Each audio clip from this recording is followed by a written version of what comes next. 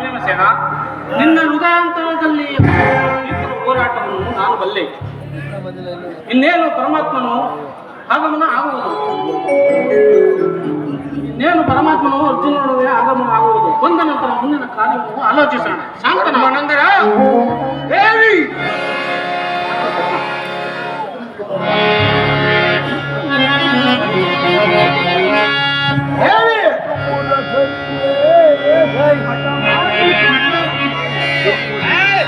ಕಥನದಲ್ಲಿ Kaurava ಕಳಪದ